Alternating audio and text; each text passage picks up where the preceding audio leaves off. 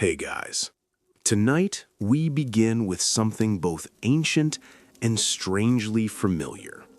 The moment the sky forgets how to shine. You're standing in the middle of a busy village. Children are laughing, chickens are arguing over a broken basket, and someone nearby is definitely overcooking fish. But then, everything changes. A breeze slows, the birds hush, and the sun, our faithful friend, the morning constant, starts to dim. Not gradually like sunset, no. It's noon, and the day has no business ending. Yet a creeping shadow stretches across the dirt, and you glance up, shielding your eyes with a calloused hand. The sky is wrong. At first, you think it's just a cloud, maybe a thunderhead brewing, but no, it's smoother than a storm, rounder, hungrier. The sun is being eaten, piece by piece, by a black bite that wasn't there moments ago. And with every inch it loses, your stomach knots tighter. So before you get comfortable, take a moment to like the video and subscribe, but only if you genuinely enjoy what I do here. And let me know in the comments where you're watching from and what time it is right now. Now dim the lights, maybe turn on a fan for that soft background hum, and let's ease into tonight's journey together. You're not a scientist, not yet. You're a person from thousands of years ago, and this is your world, one ruled by sunrises, seasons, and suspicious goats. When the sun vanishes like this, there's no solar calculator, no eclipse path animation. There's just fear. You look around. Others have noticed. The chattering stops. Even the village gossip, the one with all the teeth and none of the filters, is silent. Her mouth opens, then closes like a carp pulled too far inland. A low moan rises from somewhere behind you. It's not pain, it's not speech, it's old panic, bubbling from a place language doesn't reach. You don't know what this means, but someone in the village probably thinks they do. Maybe the elder, who says this happened once before.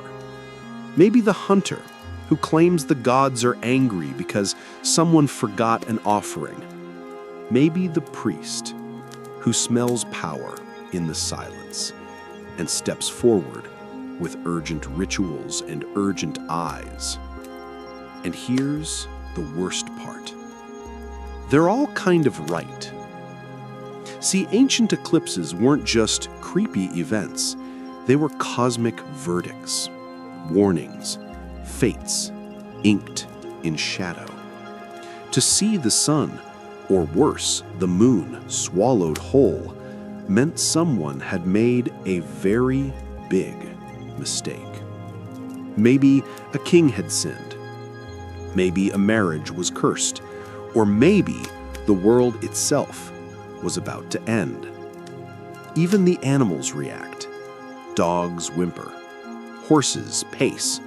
Roosters, confused as ever, crow their second best guess. And in that moment, you understand why civilizations wrote myths, sacrificed sheep, and built observatories, not for curiosity, but to survive the next time the sky forgot the rules. One mainstream historical fact: in Mesopotamia, eclipse records date back over 4,000 years. They weren't just logs, they were warnings. Entire kings would step down temporarily during predicted eclipses, just in case fate was aiming for someone specific. If the substitute king died, well, better him than the real one. One quirky fringe tidbit: in some parts of Siberia, people believed an eclipse was caused by a giant bear biting the sun. You know, as bears do. Just wake up, maul a star, and move on with your ursine errands. And one scholarly debate that still lingers: historians still argue whether early humans truly understood eclipses as recurring patterns or just flukes that kept traumatizing generation after generation. Were they predicting cycles, or just guessing based on goat behavior and bad vibes? Back in your village, the air has cooled, the colors have drained from the earth, and your heart, it pounds louder than the silence. Someone starts crying, someone else prays, and you watch the final sliver of sun vanish into the void and wonder if you'll ever see light again. You stumble toward the elder's hut, the grass under your feet dull and dry, as though it too is shrinking from the sky's betrayal. Your skin prickles, not from cold, though the temperature has dipped, but from something older, some deep alarm you didn't know your bones could ring. Inside the darkened hut, smoke curls from the fire pit, trying and failing to provide comfort. The elder is already muttering over a clay bowl, grinding herbs, dried lizard tail, and what might be snake ash. You don't ask. You don't want to know. And yet, you do. Because somehow, she expected this. Not the first time, she mutters, not even looking at you. The sky has blinked before. She talks like someone who's memorized secrets, someone who knows the sky isn't as solid as it pretends to be. You sit quietly, not daring to interrupt, as she sprinkles the mixture onto the fire and chants in a voice that seems to echo inside your ribs. This isn't just fear, it's history. The village isn't alone in this. Around the world, in deserts and valleys, mountains and coasts, people have told stories, so many stories about why the sun might disappear. In ancient China, they spoke of a celestial dragon, a hungry beast that occasionally decided to chomp on the sun like an overripe fruit. During eclipses, villagers would beat drums and fire arrows skyward to scare it off. Loud noise equals bad dragon repellent. Scientific? Maybe not, but surprisingly effective at group bonding. Meanwhile, in Vietnam, it wasn't a dragon, it was a toad. Yes, an actual mythical toad. A frog causing a cosmic blackout might sound silly, but when you're desperate, you take whatever mascot you can get. And shout out to the lunar toad for its brief moment of villainy. In Norse lands, oh, that's where it gets metal. Vikings believed a pair of sky wolves, Skull and Haiti, were chasing the sun and moon. And when one caught its prey, boom, instant eclipse. Which frankly explains a lot about Viking behavior. If you think the world ends every time the sky flickers, you tend to live fast. And here's your mainstream historical anchor. The Babylonians had eclipse omens so detailed they could distinguish between an eclipse in the west, meaning doom for the king, and one in the east, meaning maybe just a bad harvest. Specific, right? Like astrologer with a bullet journal levels of specificity. But fringe beliefs were just as vivid. In West Africa, some cultures believed the sun and moon were fighting during an eclipse, and people had to encourage them to stop by shouting, drumming, and generally being nosy. Imagine stopping a celestial MMA match by yelling, "Kiss and make up." Now here, where things get murky.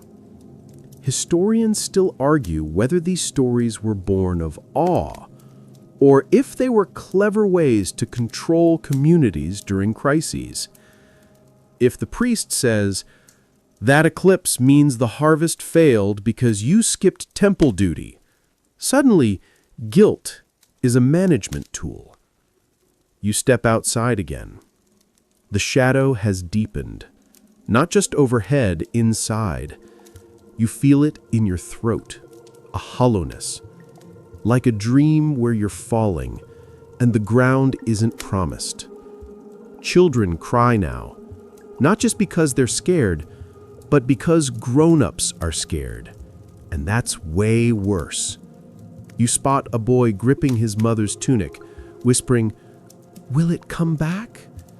And she answers too quickly, "Of course." Her voice is as shaky as her hands. You want to believe her. But that sliver of sun, the last hope, is gone. You blink up at the black disk. A ring of eerie light spills around it. Beautiful, yes, but also wrong. Like a painting that's lost its subject. And time? It's weird now. Every moment stretches. Minutes drip like honey from a cracked jar. You don't know how long this will last. No one does. Suddenly, the elder shouts. Not words, just a sound. Guttural, urgent, a signal. And people gather, falling to their knees or raising fists to the sky, or clasping charms so tight their knuckles bleach. They're begging, not for the sun, for forgiveness. Because if the gods are watching, surely this was no accident. And that's the cruel magic of the eclipse. It always felt personal. Even if it was over the whole kingdom, even if it reached across seas, every individual thought it was about them, their mistake, their sin. You too. You search your memory, digging for something you did wrong. A broken promise? A lie? That stolen egg? Your mind flips through regrets like a merchant's scroll. Maybe this is your fault. Your breath fogs lightly as the wind picks up, brushing dust along the village path like whispers in a language you're not fluent in. Somewhere, a dog howls, then stops, as if realizing it's too late for warnings. You glance again at the sky. The darkness holds, still unnatural, still wrong. No twinkling stars, no honest moon, just that obsidian void where the sun once stood, haloed in pale fire. You feel like you're staring at the eye of something vast, something that might blink again or never stop watching. This isn't just fear anymore, it's ritual. You're not the only one reaching for old comforts. A man drags out a wooden mask, carved long ago by his grandfather, a jaguar's face with flared nostrils and obsidian eyes. He straps it on without a word and begins pacing in circles, barefoot, murmuring prayers to a god he only calls Its. I recognize it. It's Samna, the Mayan deity who ruled over the heavens and who, according to the codex, sometimes got very cranky during eclipses. Meanwhile, a cluster of women gather around a stone basin filled with marigolds and river water. They dip small cloths and press them to each other's foreheads. This isn't just symbolic, it's protective, or so the stories claim. In Mesoamerican cultures, like the Maya and Aztecs, An eclipse was a dire omen, not just a pause in the sky, but a crack in the world's rhythm. To the Aztecs, eclipses meant something was off in the divine machinery. The gods needed blood to oil the gears. Sometimes animals, sometimes people. One codex even shows priests interpreting an eclipse as a signal to accelerate their sacrificial calendar. Time was literally bleeding. And the beliefs went even deeper. Pregnant women, especially, were seen as vulnerable. The eclipse was thought to bite unborn babies, leaving them malformed. So what did they do? They took drastic, fascinating steps. Midwives would place obsidian blades over the mother's belly or hang amulets around her waist to ward off the moon's shadow. Others would hide entirely in underground rooms until the sky was safe again. Imagine an entire village suddenly obsessed with maternity fashion and bunkering down like it's a solar apocalypse, because to them, it kind of was. Now pause and picture that. A world where the moon has teeth, where light vanishes without permission, where birth, war, and sky are all tied together by invisible threads you only notice when they snap. But here's the open question. Did these people really believe in cosmic monsters? Or were these stories metaphorical tools to manage chaos, an early form of social scaffolding? Historians still debate it. Some say belief was literal, unshakable. Others argue the elites, priests, rulers, used eclipse fear as leverage. After all, if only they knew when an eclipse would occur, and only they knew the proper rituals, who held the power? Speaking of knowing when, let's talk about that. The few cultures that cracked eclipse prediction early, they were treated like time travelers. The Babylonians, those celestial spreadsheet nerds, could forecast eclipses based on the Saros cycle, a repeating pattern of roughly 18 years.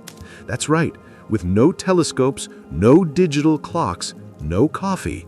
They tracked the moon's weird habits using clay tablets and math. And you still forget your Netflix password. But back in your village, prediction feels like science fiction. All you have is memory, stories passed down like recipes. Sometimes wrong, sometimes vague, always sacred. And right now, none of them are comforting. A small girl stands at the village edge, arm outstretched toward the dark sky, holding a cracked doll. You hear her whisper something. At first, you think it's gibberish. Then you realize she's bargaining, offering her doll to the heavens in exchange for the sun. She believes it might work. Part of you wants to believe it too. You look around. Some villagers are still praying, some are crying. A few are just waiting, blank-faced, eyes glassy. They've resigned themselves to this strange eclipse as if it's a new season that might never end. The elder?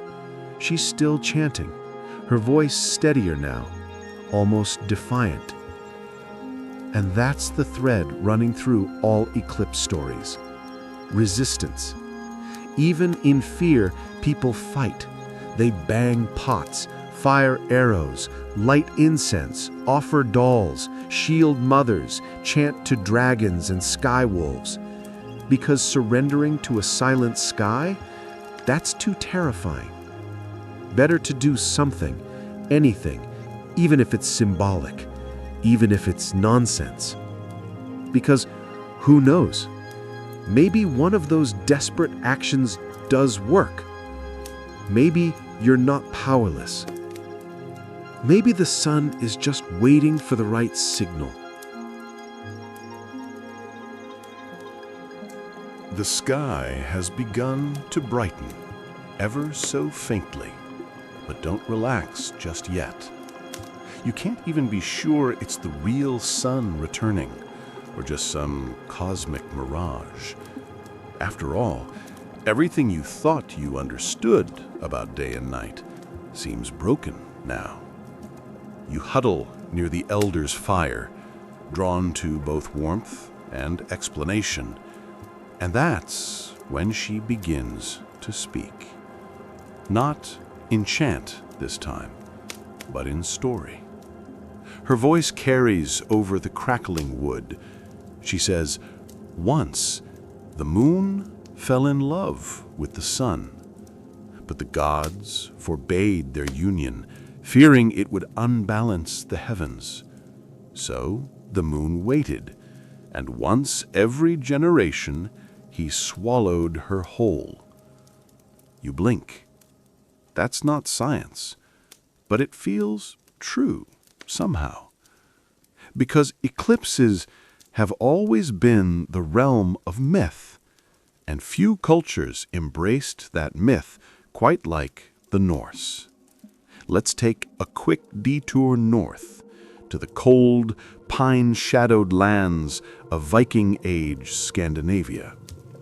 Here, eclipses weren't just ominous, they were straight-up apocalyptic. According to the poetic Edda, two wolves, Skoll and Hati, chased the sun and moon across the sky. Every day, the celestial bodies barely outran their pursuers. But during an eclipse, one of the wolves caught up, bit down. Darkness reigned. Now here's where it gets delightfully intense. This wasn't just a weather update, it was a preview of Ragnarok, the end times battle where everything burns, gods die, and the world resets. So, if you're a Viking and the sky suddenly darkens, you don't just grab a candle, you grab an axe. People would rush outside, bang on shields, howl into the sky, anything to scare the wolf away and save the sun. But if the sun did return, you didn't celebrate, you trained harder. Because next time, you might not be so lucky. Some modern scholars think this was more than just superstition. It was communal resilience training, a way to unite a people through shared threat and theatrical defiance. But even that interpretation has holes. There are Norse poems that suggest not everyone panicked. Some verses treat eclipses as signs, yes, but more for timing wars or crownings. So again, historians argue, was it a mythic belief or a clever psychological tool dressed in myth's clothing? Either way, it left its mark, because fear has many flavors, and the Norse preferred theirs with a hint of battle. Back in your own eclipse-shadowed world, you start to notice the soundscape shifting. The birds haven't returned yet, but neither has the silence. Instead, a low drumming. You follow the noise to the village edge, where a group of children are smacking wooden bowls with sticks, mimicking thunder. Not for fun, for protection. One of them wears a crude wolf mask, upside down, and growls as he hits the rhythm. His sister laughs nervously. She's trying to believe this helps. And maybe it does, at least emotionally. Because across time and geography, humans have always needed ways to feel useful when the sky turns dark. Take ancient India. There, eclipses were often explained as the result of a decapitated demon, Rahu, whose severed head soared through the cosmos, periodically swallowing the sun or moon in revenge. According to the legend, Rahu drank the nectar of immortality and was caught mid-sip. Vishnu lopped off his head, but the head lived on, angry and ravenous. So, what do you do when Rahu comes calling? You dunk yourself in sacred rivers, you chant mantras, you shut your windows and avoid cooking, because food made during an eclipse was believed to spoil your karma. Modern followers still observe some of these customs. Even today, in parts of India, you'll see people fasting during eclipses or closing temples entirely. That's thousands of years of tradition orbiting a shadow. But let's not get too smug. You've got your own rituals. You text friends when something weird happens in the sky. You Google like mad. You whisper, "Is this normal?" to no one in particular. You film the whole thing because part of you doesn't trust it'll ever happen again. Or maybe because documenting gives you the illusion of control. And isn't that all any of us are doing? Trying to manage cosmic anxiety with tiny earthly gestures. Back by the fire, the elder sighs. The sun will return, but never quite the same. You shiver, not from cold, from knowing she might be right. Because even if this darkness ends, it's already changed you. You're still by the fire, though the embers are starting to lose their fierce glow. The eclipse lingers, not in the sky, it's past, but in your chest. That strange pressure of witnessing something you can't fully explain. Something your ancestors feared, sang about, and sculpted into legend. So maybe now's the time to talk about those ancestors more directly. Let's go east, farther than you probably expect. China. We're talking early China, somewhere around 2134 BCE, if you believe the records, though historians still argue whether that dates poetic exaggeration or scientific memory. Picture this: a royal court, filled with finely brushed robes, curved roofs, paper lanterns, and two astronomers, Si and Ho, who are supposed to be watching the skies for omens. It's their full-time job, literal sky watchers. One day, an eclipse rolls in. And what do? They miss it. No mornings, no preparations, just surprise nightfall during the day. In the aftermath, chaos, panic, maybe even looting, definitely embarrassment. Because for the Chinese court, eclipses weren't just natural.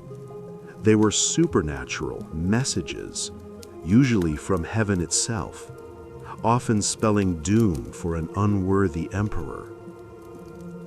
So what happened to Si and Ho? Executed, decapitated, depending on which record you read. The message was clear: get the cosmos wrong and you don't get a second chance. But here's the thing: Chinese astronomers did learn from it. Over the next centuries, they built one of the most sophisticated eclipse predicting systems in the ancient world. Using moon tables, celestial spheres, water clocks, bamboo star charts, basically analog supercomputers made from math and madness. They got good, like frighteningly good. By 500 BCE, some Chinese astronomers could predict eclipses down to the day, centuries before Europeans even attempted it. But just because you can predict the sky doesn't mean you stop fearing it. In ancient Chinese thought, A solar eclipse was often seen as a dragon swallowing the sun. And yes, just like with the Norse wolves, people made noise to chase it away. Pots were banged, gongs struck, firecrackers hurled into the dark. Because the sun was not just a ball of gas. It was the mandate of heaven, and anything that dared to dim it needed to be punished. But it wasn't just dragons in the Chinese sky. Eclipses were also seen as political earthquakes. A dying dynasty, an emperor who's forgotten virtue. Boom, eclipse. In fact, some emperors were so terrified of the celestial optics, they issued pre-written apologies called zako any time an eclipse was forecast. The court would gather, read the apology aloud, and promise to rule better. Imagine that today. Every time Mercury retrogrades, your mayor has to publicly apologize and clean up potholes. Now, you might be tempted to scoff.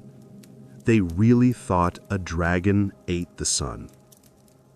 But remember your own nightmares.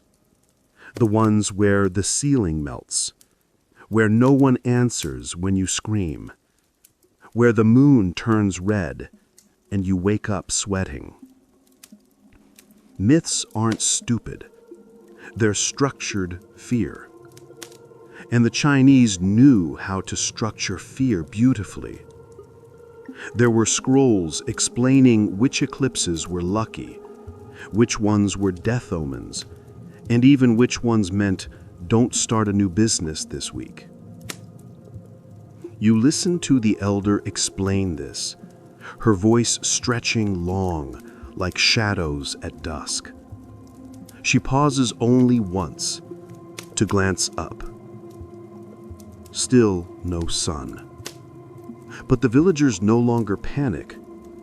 They wait, trusting in rhythm, in return. And suddenly you realize something. Maybe the point of eclipse myths wasn't just fear. Maybe it was patience, a belief that the light will come back, even if it must first be swallowed. You reach for another log, place it on the embers, and the fire breathes back to life. Sparks fly upward, chasing the stars. But your mind, it's wandering again. This time across the deserts of ancient Mesopotamia. Now here's a place where eclipses weren't just scary, they were downright political. Imagine it. Babylon, 700 BCE. Cradle of writing, astronomy, law.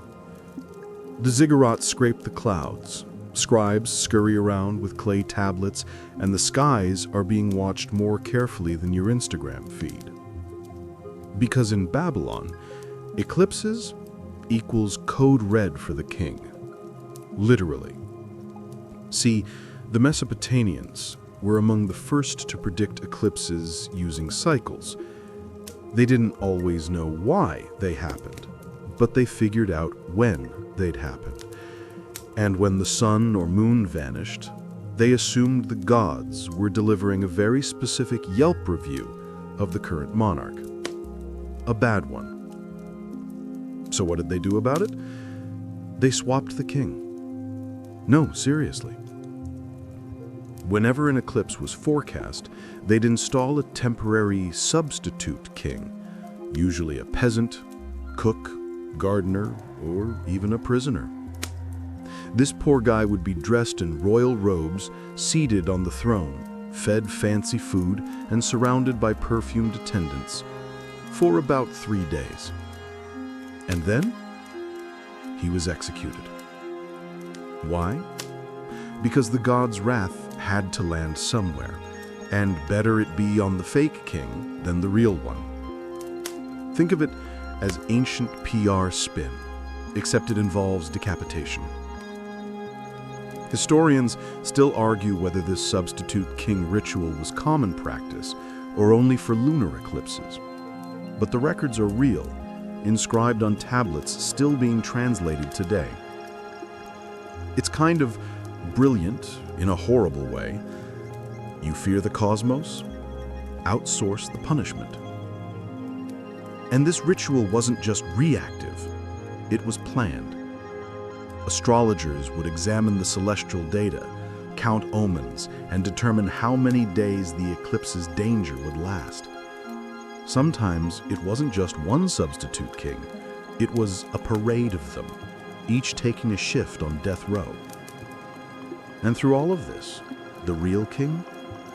He'd hide, sealed in chambers, wrapped in rituals, burning incense, chanting prayers, because the fear wasn't just physical, it was cosmic. Guilt. The idea that the very heavens could be angry at you, that your failures weren't private, but projected across the night sky like a planetary warning flare. Now, zoom out. The Mesopotamians believed the cosmos was a machine of divine order. Planets, eclipses, comets, each one a message from the gods. If you ignored them, chaos would seep in. So a solar eclipse, that wasn't just a bad omen, it was an error message. You sip some water from your leather pouch and wipe the sweat off your brow. Even just thinking about being that substitute king is enough to make your palms clammy. And yet the logic of it lingers. Because even now, don't we sometimes blame the stars? Mercury's in retrograde. It's a full moon tonight. Don't sign anything. The eclipse made me dump him. We laugh, but we still carry those threads of fear, of connection, of the universe having feelings and using the sky to express them. You hear drums in the distance, maybe not real ones, maybe just memory drums, echoes from Babylon. Deep, ceremonial, like the thump of a ritual heartbeat. A reminder that long before we had telescopes or charts or trivia nights, we had fear. And fear made us creative. We didn't just survive eclipses, we ritualized them, gave them structure, assigned them actors, built systems to absorb the terror. Because let's face it, facing the cosmos without context is terrifying. So we built stories to hold the fear, like sandbags against a rising tide. And now, all these centuries later, you sit with their echoes in your head. A fake king, wrapped in silk, waiting for a darkness he'll never understand. The wind shifts slightly, cool and slow, brushing your cheek as if the sky itself is listening in. You've left the ziggurats of Babylon behind, but the scent of incense clings faintly to your cloak. You travel westward now, across the Aegean Sea, to the world of ancient Greece, where eclipses weren't just terrifying, they were divisive. Because in Greece, everyone had an opinion. And of course they did. This was the birthplace of philosophy, after all. If you threw a rock in Athens, you'd hit a man in a toga trying to define the universe. But here's the twist. Not everyone agreed on what eclipses meant. Some, like the early philosopher Anaxagoras, got dangerously close to the truth. He argued that eclipses were just natural events, shadows, nothing more. The moon reflects light, The Earth sometimes blocks that light. Simple geometry. No gods involved. Cue the gasps. Anaxagoras was basically ancient Greece's version of that guy at Thanksgiving who says ghosts aren't real and aliens never visited Earth. Except in his case, saying eclipses weren't divine got him imprisoned for impiety. Yep, telling people not to fear the eclipse, illegal. Meanwhile, the general population continued to panic. Shops would close, sacrifices would spike, pregnant women were told to stay indoors, farmers rushed to protect their crops. It was like cosmic insurance. Just in case the gods were mad, best to cover all the bases. Historians still argue whether this reaction was purely religious or also a fear of unpredictability. Because in a world where war, plague, and famine already loomed large, the sky had one job: stay put. When it didn't, society felt unmoored. And the Greeks weren't immune to myth either. Some believed the moon was being devoured by witches, serpents, or even divine vengeance. Others whispered that a solar eclipse marked the death of a great man or the beginning of disaster. You remember Herodotus? He's the guy ancient historians call the father of history. Well, he tells a story about a solar eclipse that supposedly stopped a war.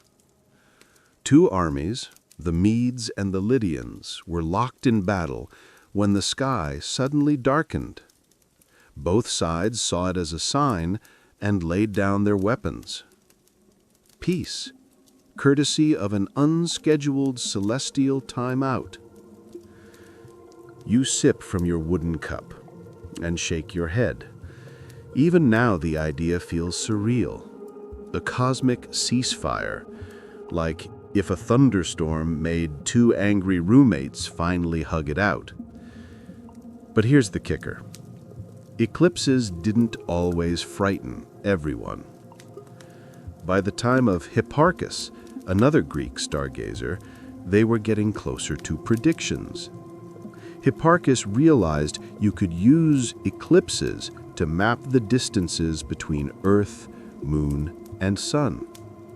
So now, the eclipse wasn't just a terrifying omen, it was data.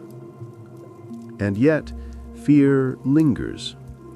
Because even when you know it's just shadows, when the sky dims and birds fall silent, and a cold breeze creeps through your clothes, you feel something ancient stir inside you. Like maybe the philosophers were wrong. Like maybe, just maybe, this is bigger than logic. And that duality, that tightrope between science and awe, it's very Greek. It's why they built temples and libraries. It's why they debated gods and atoms with the same seriousness. Because to the Greeks, mystery wasn't something to erase. It was something to hold. You lean back, imagining yourself on a stone step in Athens, laurel leaves rustling above, scrolls at your feet, a flicker of sunlight between two clouds, and somewhere not far off, a crowd shouting as the moon bites into the sun. Some run, some pray.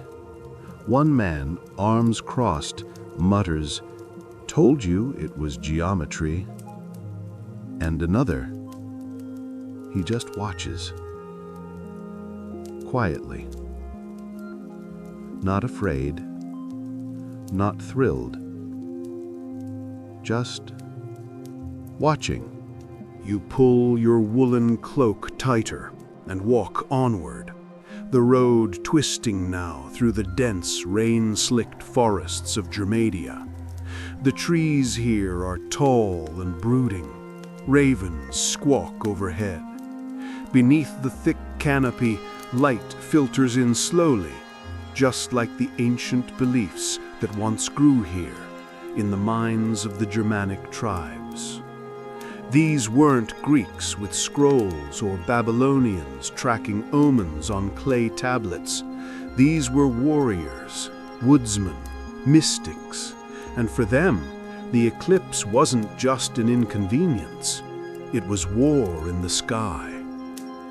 To understand how the Germanic tribes saw eclipses, you have to imagine their world, a place where thunder was Thor swinging Mjolnir, where frost giants lurked at the edges of reality, and where fate itself, Veered, was a tangled thing spun by mysterious Norns.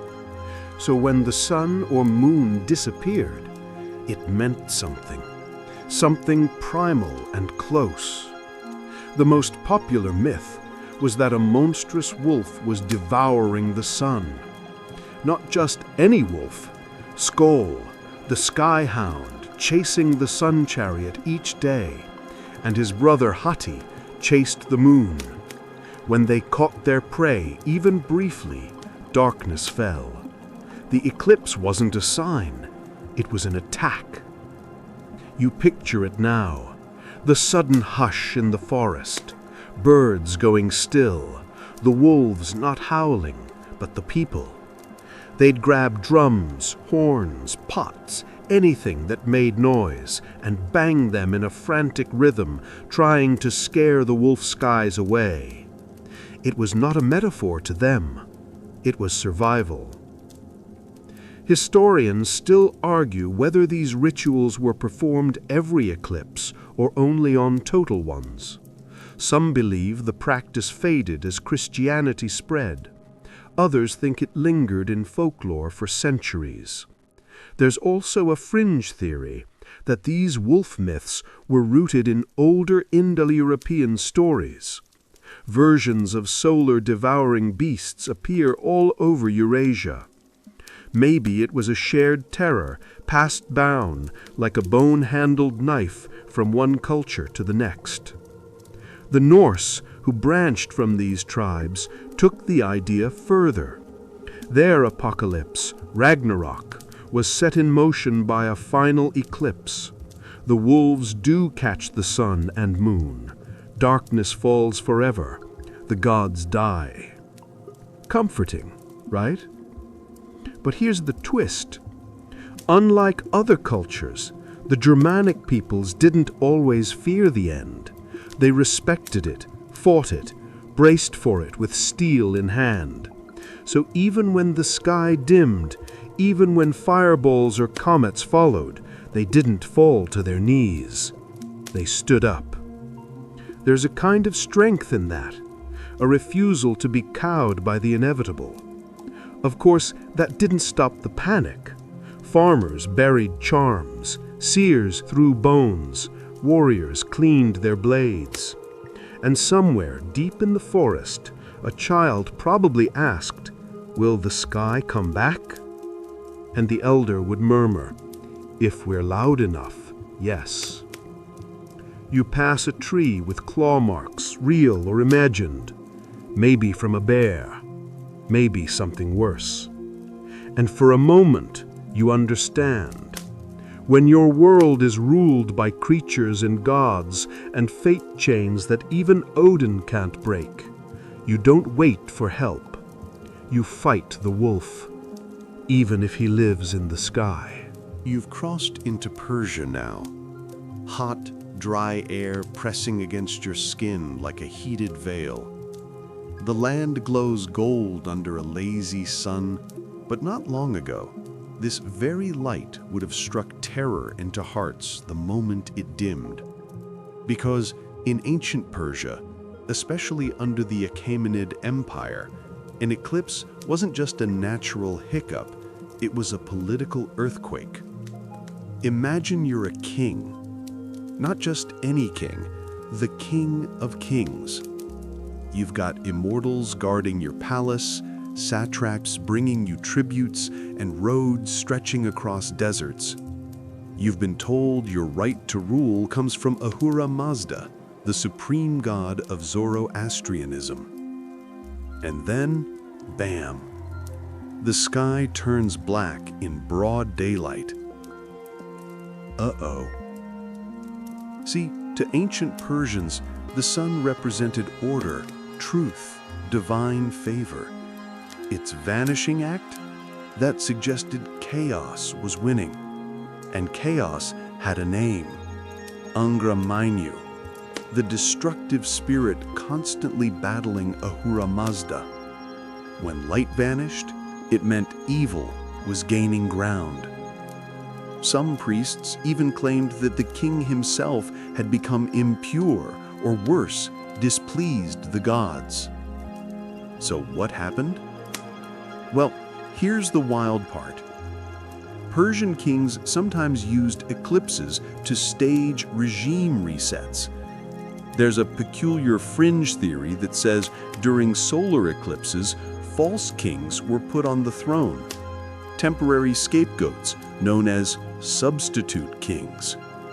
They'd rule for a few days, take the blame for the cosmic disturbance, and then, yeah, you can guess what happened next.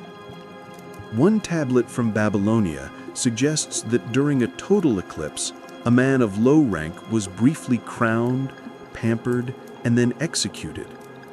It was believed that his death would satisfy the god's wrath and restore harmony. Historians still argue whether this ritual ever occurred in Persia proper or was imported from Babylonian court practices. But even if it's apocryphal, it says a lot about how ancient leaders responded to fear by redirecting it. On the streets of Persepolis, common folk might have lit fires or held fasts, whispering prayers against evil spirits. Royal astrologers scrambled to calculate whether the omens were left-sided or right-sided, a crucial distinction. Left meant doom, right meant still bad, but manageable. One especially superstitious king, Cambyses II, reportedly refused to leave his chambers for 3 days after a partial eclipse. No meetings, no royal decrees, just brooding in silk and sandalwood, waiting for the sky's forgiveness. Here's a quirky tidbit for you. Ancient Persian soldiers believed eclipses drained strength from the living. So some generals postponed battles if one loomed on the calendar. That's right. Astronomy dictated warfare. Even horses were said to grow restless under an eclipsed sky, their riders clutching amulets woven from sun-colored threads to ward off curses. And yet, not everyone saw eclipses as omens of pure dread. Some Zoroastrian texts suggest they marked turning points, windows where fate could be rewritten. Maybe a corrupt official would fall. Maybe a long-lost heir would be revealed. It's the duality that defines Persian belief, light and dark, forever locked in struggle. An eclipse was terrifying, yes, but also sacred, a moment when the gods were watching. You walk now past ancient carved reliefs. Wings spread from stone lions. Bearded kings gaze out with ageless calm. And you wonder, if a total eclipse happened right now, would they have fled, or would they have stared straight at the darkness, knowing it would pass? Either way, the rituals, the myths, the quiet terror, they remind you that even in the most powerful empires, no one outran the shadow. Not even the King of Kings.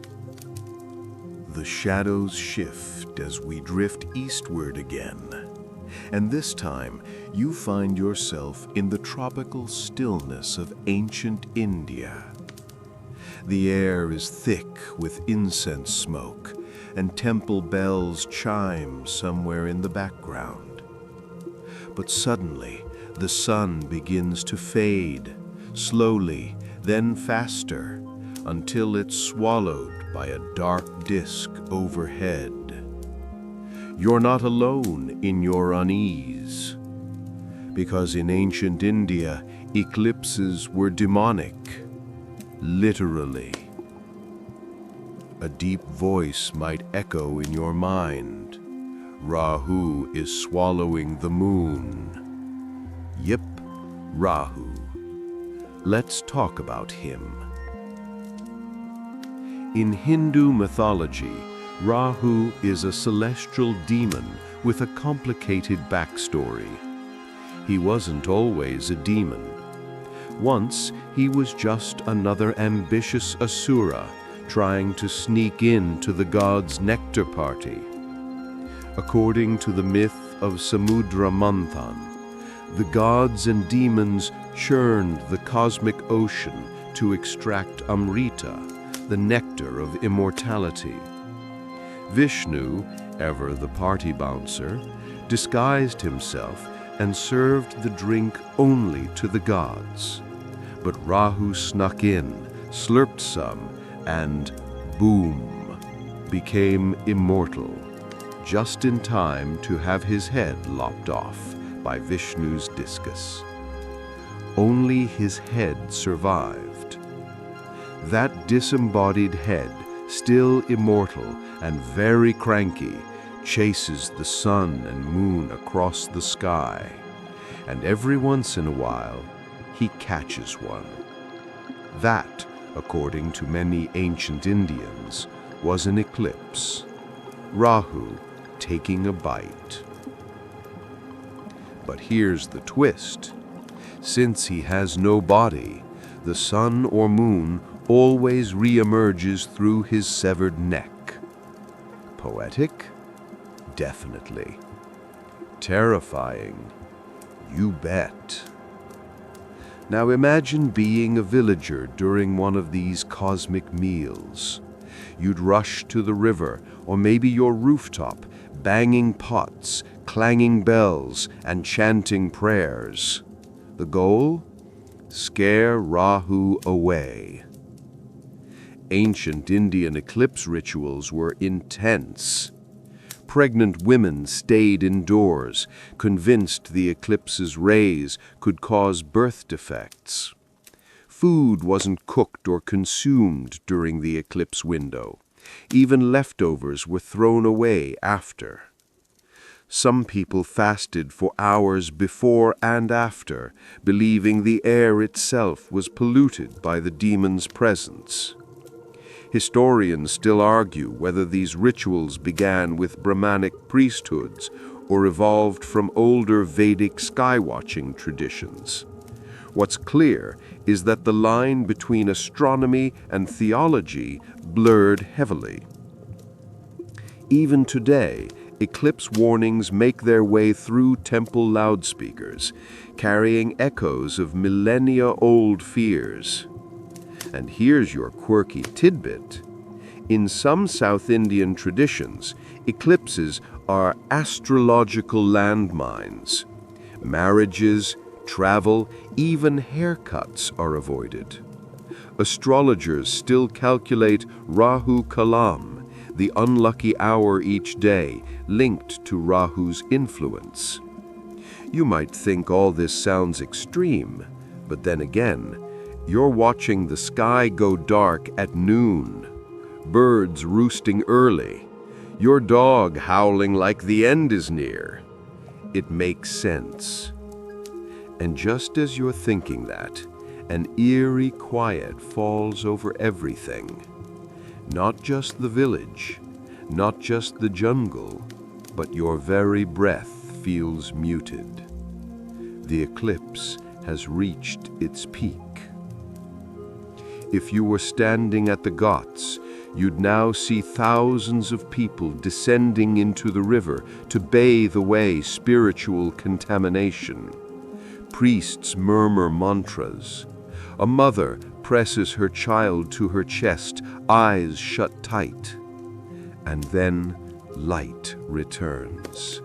The demon's hunger is satiated, for now. But the story doesn't end there, because in some Buddhist and Jain interpretations, eclipses were also seen as powerful moments for karma acceleration. Both good and bad deeds performed during an eclipse were thought to multiply 100-fold. So some people meditated, some gave to the poor, and others just sat still, not wanting to mess anything up. The belief that your actions during darkness could shape your destiny long after light returned, that's some heavy cosmic pressure. You breathe in now, and the air is sweet again. Lotus blossoms, warm earth, faint ash. But that darkness lingers in your memory, doesn't it?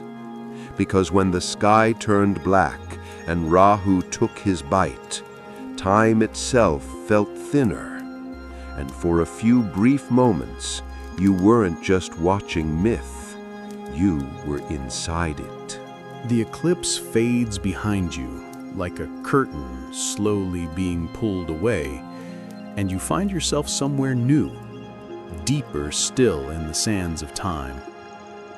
The ground beneath your feet feels dry and cracked, and the heat rising from the earth is suffocating. But what grips you now is not the temperature. It's the feeling of being watched. Because you're in ancient Mesopotamia, the cradle of civilization, and here, eclipses weren't just feared. They were personalized threats. In the city-states of Sumer, Babylon, and Assyria, a total eclipse wasn't just bad luck. It was a targeted omen of death. And sometimes, that target was the king himself.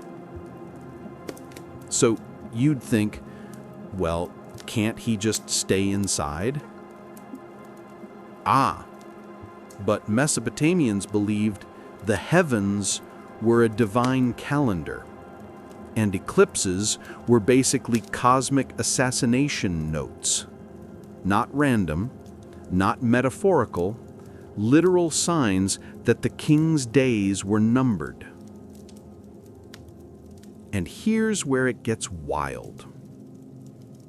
To outsmart the gods, they invented a decoy king ritual. No joke. When an eclipse was predicted, yes, Babylonian astronomers could predict them, the court would install a fake king.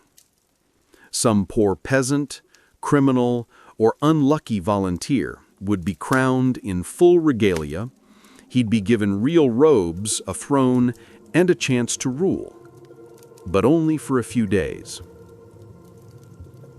And while this puppet king ruled, the real king would disappear from view, hidden in the palace, wrapped in prayer and ritual cleansing, probably eating bad figs and pacing in terror.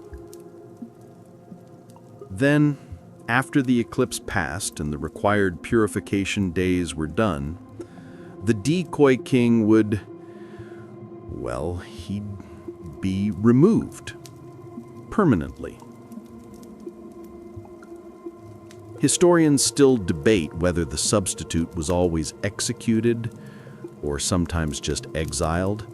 Clay tablets are murky on the finer points of HR policy in the 7th century BCE, but the belief was crystal clear. An eclipse means someone must pay. What makes this even more intense? The Assyrians, especially under kings like Ashurbanipal, had entire departments devoted to celestial omens. These were eclipse interpretation offices, where scribes pored over past eclipses, cross-referenced the positions of Venus, and argued whether this darkness spelled war, famine, or death. And here's your quirky tidbit. These omen tablets were sometimes written in reverse, not backwards, but from a dream or vision perspective, using a symbolic logic only decipherable by trained scribes. One eclipse omen from Nineveh reads, "If the eclipse begins in the east and ends in the north, the king will be safe, but the barley will die." Poor barley, always caught in the crossfire. Meanwhile, everyday Mesopotamians had their own worries. A solar eclipse at midday or a lunar eclipse turning blood red triggered mass prayers and protective spells. Clay amulets were buried around homes, children were smeared with herbal oils, and livestock was temporarily hidden to avoid shadow poisoning. And just like in ancient India, eclipse food was taboo. The kitchen would go dark, fires extinguished, pots left untouched. The sun wasn't the only thing being swallowed. And then, when the sky began to brighten again, there was no cheering, no joy, just a collective exhale, like everyone had passed through a spiritual gauntlet. You picture the real king emerging from his hiding place, sweaty and sleep-deprived, whispering to his vizier. Did the gods believe it? It's absurd. It's tragic. And somehow it's deeply human. Because Mesopotamians knew they were small, but they also believed, fiercely, that they could bargain with the sky, that fate could be tricked, if only for a moment. And in that moment, even a false king mattered. Now, the sun creeps higher as you step forward into another realm, one not dominated by deserts or jungles, but by empire. You're in ancient China, where ceremony rules all, and celestial events are meticulously recorded with the reverence of scripture. The air is still. Courtiers whisper behind silk fans. The forbidden city hasn't been built yet, but you're standing in the presence of emperors whose power is absolute until the heavens say otherwise. Because in imperial China, eclipses weren't feared by the people, they were feared for the emperor. Why? Because an eclipse wasn't just a scary sky event, it was a divine performance review. See, the Chinese believed the emperor ruled by the mandate of heaven, a kind of celestial permission slip that said, this guy is fit to rule for now. But if an eclipse happened, especially a sudden, unexplained one, it was heaven's way of saying, yeah, this guy messed up. Which meant the astronomers had a serious job. If they predicted the eclipse, all good. Emperor appeased, order restored. But if they missed one, heads rolled. Literally. There's a famous story from the Ya dynasty, possibly mythical, but it made its rounds in every history scroll. Two royal astronomers, He and Ho, were drinking instead of doing their job. A solar eclipse occurred, unpredicted. The court panicked. The people screamed. The emperor was humiliated. He and Ho executed. Today, it's called the He and Ho eclipse. No joke. Now, imagine being an imperial astrologer hunched over bamboo strips and bronze instruments, trying to calculate lunar orbits with nothing but your brain and ancient math. No pressure, right? But it gets more interesting. While Western cultures feared eclipses as omens of death or wrath, the Chinese viewed them as a call to reflection. Whenever an eclipse occurred, especially solar, officials would submit self-criticisms, the emperor would issue apologies, and reforms might be declared. Sorry for that famine 2 provinces over. I'll meditate on it. You'd even see temporary moratoriums on executions, as if the eclipse paused the state's right to take life until heaven's mood improved. Now here's your quirky detail. During some eclipses, massive drums were beaten and gongs rung across city walls. Why? Because people believed the sky dragon was swallowing the sun. And the only way to scare it off, make noise, lots of it. So the palace would thrum with sound, synchronized chaos like a great celestial protest. Children covered their ears, dogs howled, but after a while the sun returned, and order somehow did too. Historians still argue whether this dragon myth was a commoner's belief or an elite-level ritual metaphor. Some say it was superstition. Others argue it was public theater, an orchestrated way for emperors to show control over chaos. Because, let's be honest, what better PR move than I ordered the drums and the sun came back? And you, time traveler, are now deep inside the rituals of that moment. You feel the silk robes swish past, the court astronomers nervously scribble. The emperor sits, stone-faced, unreadable. He's not watching the sky. He's watching you. Because you, dear dreamer, might be the sign heaven sent. You drift from China's palace walls into dense, earthy shadows. The jungle breathes around you. Birds call in languages you'll never learn. A new world unfolds beneath your feet.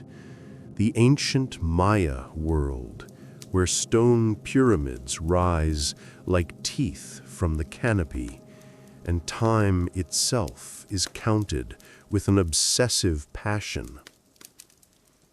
You're in a city like Kapan or Tikal, and everything feels etched in stone, because it is.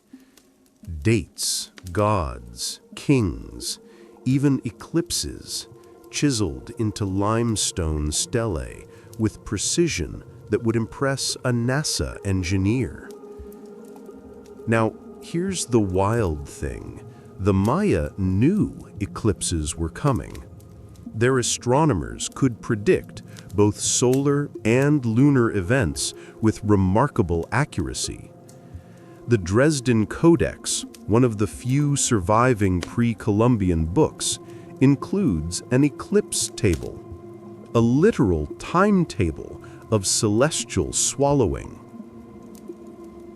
But just because they could predict it didn't mean they liked it. In Maya cosmology, an eclipse wasn't just bad news, it was dangerous news. They believed the sun and moon were under attack, devoured by a celestial serpent, or sometimes by angry gods, especially those tied to the underworld. So, what did they do? They prepared. Rituals would begin days in advance if an eclipse was forecast. Priests fasted, temples were swept, incense burned from dawn to dusk. And when the darkness arrived, it was game on. You hear them now. Priests chanting, drums pounding, jade pendants clicking against bare chests. A crowd gathers. The king appears, flanked by dancers in feathered jaguar skins. He raises his arms, not to stop the eclipse, but to contain its chaos.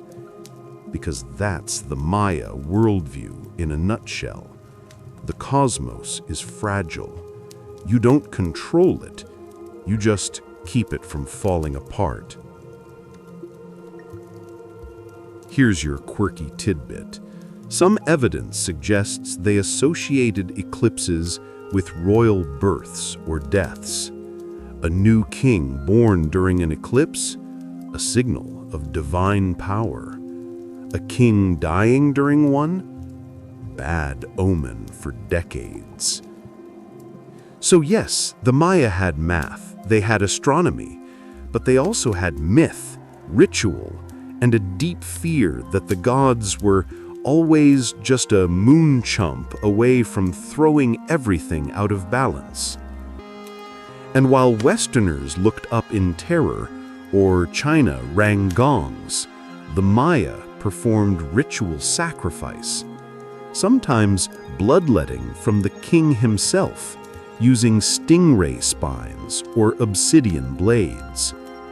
The idea wasn't death, it was offerings to feed the gods and balance the world again.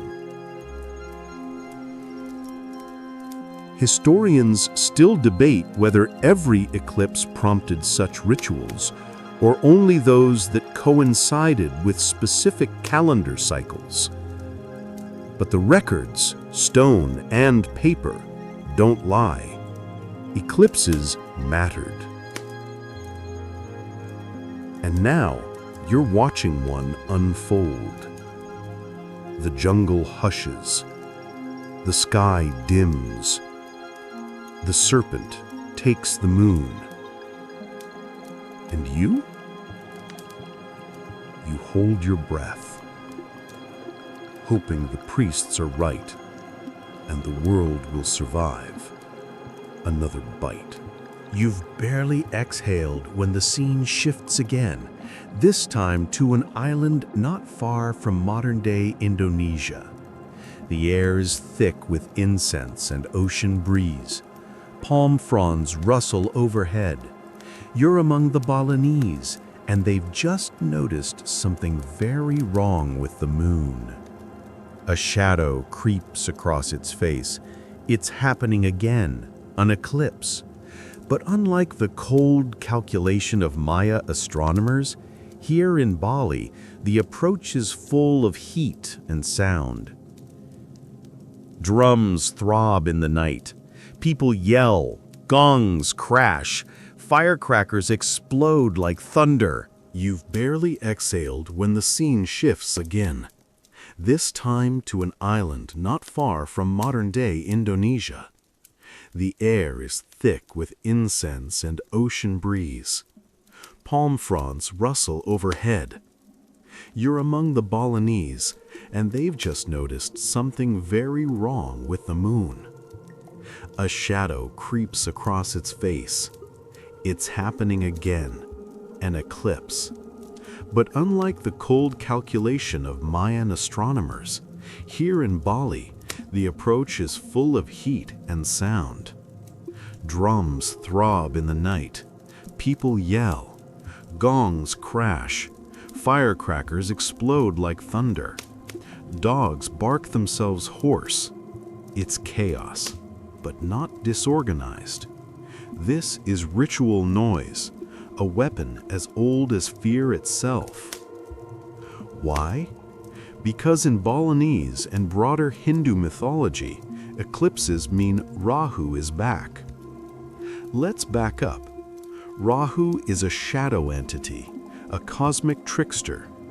Long ago, he tried to drink the nectar of immortality, but the gods caught him mid-gulp and chopped off his head. Ever since, his floating head has chased the sun and moon across the sky. When he catches one, bam, eclipse. Of course, Rahu can't hold on to them forever, since he has no body. So after a moment, the light returns. The sun escapes. The moon slides free. But each time it happens, people don't just watch. They fight back. And you're right there, torch in hand, as the villagers shout and drum to scare him away. Some toss old pots onto the ground. Children scream with glee and terror. It's both terrifying and festive. Think cosmic horror meets street parade. Here's your offbeat fact. In some parts of Southeast Asia, people would submerge mirrors in water during eclipses, believing it would trap the bad energy or allow them to see the face of the demon and reflect him back. A spiritual flashbang. Now here's a scholarly curiosity. Some researchers argue that these loud rituals aren't just mythical, they're social glue, a way for communities to come together, reaffirm cosmic roles, and pass down traditions without written scripts. Others believe they serve to reduce anxiety in the face of unexplained phenomena, what modern psychologists might call collective coping.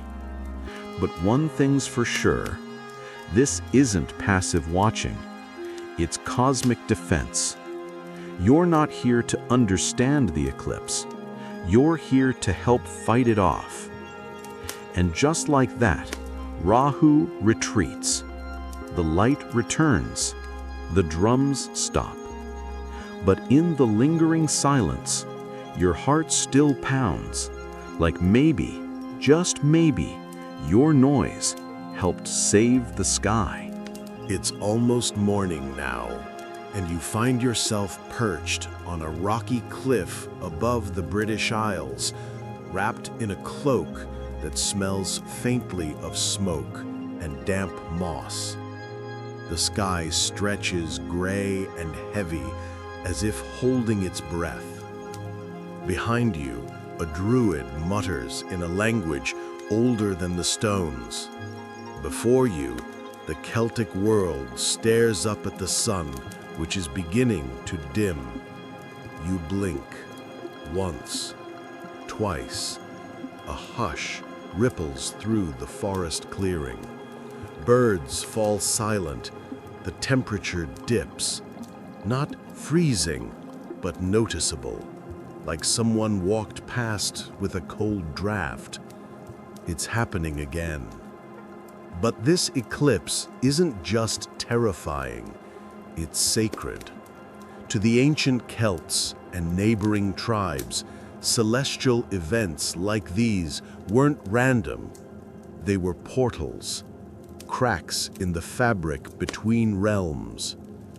You're not just watching the sun disappear, you're standing at the edge of another world. The Celts saw the sun as a life giver, a force bound to the cycle of planting, harvest, and renewal. An eclipse wasn't just a brief blackout, it was a disruption of that entire cycle, a sign that the balance had been disturbed and something needed to be done. That druid behind you, he's not here for the view. He's calculating, measuring stones, whispering names, maybe even making a human offering, if the rumors hold weight. Historians still argue, you hear in your mind, whether ritual sacrifice during eclipses was symbolic or literal. But in this moment, you can almost believe the darker version. Here's a strange fringe tidbit. Some Celtic legends speak of giant wolves chasing the sun, much like Norse mythology. When the sky darkened unexpectedly, it meant the wolf had almost caught its prey. Only chanting, ritual fires, and perhaps an iron blade buried in the earth could send it away. Modern archaeologists have discovered circular stone arrangements, some aligned not just with the solstices, but with eclipse paths. Could it be that these megaliths weren't just for telling time, but for warning when time itself might be broken? You glance back at the ancient stones. They stand silent, unmoved, but the light that should be warming your face, gone. You're left staring into a kind of cosmic absence. Not night, not day, just the hollow in between. And in this eerie half-world, the druid finally lifts his arms, not in fear, but in reverence. Because unlike other cultures who fought or fled the eclipse, here they welcomed it as a moment when the veil was thinnest, when ancestors could whisper and fate might be glimpsed through the dark. For a heartbeat, you swear you hear something, distant flutes, soft voices. Then the light returns. The sun peeks back, shy and golden. And just like that, the world begins again. The light filters gently now, not from any sun or torch, but from the quiet glow that comes after stories are told. You're no longer among screaming villagers, royal astronomers, or chanting druids. You're somewhere softer, somewhere simpler, somewhere safe. All those eclipses, those strange shadows that scared so many, they're gone now. Just memories, echoes in ancient carvings, ink on parchment, whispers in folklore. You've wandered through continents and centuries, from the high temples of Mesoamerica to wind-blasted Mongolian steppes. You've seen fear, yes, but also wonder, and deep beneath both, a shared human instinct to make sense of the darkness. You begin to breathe slower. The stories settle. The sounds fade. Somewhere in your mind's sky, the sun peeks through again. Not glaring, not blinding, just a gentle warmth. The kind that dries dew on tall grass. The kind that waits for no applause, only stillness. You're allowed to rest now. No gods to placate, no shadows to chase, no omens to decode. Just breath, just night, just peace. Sweet dreams.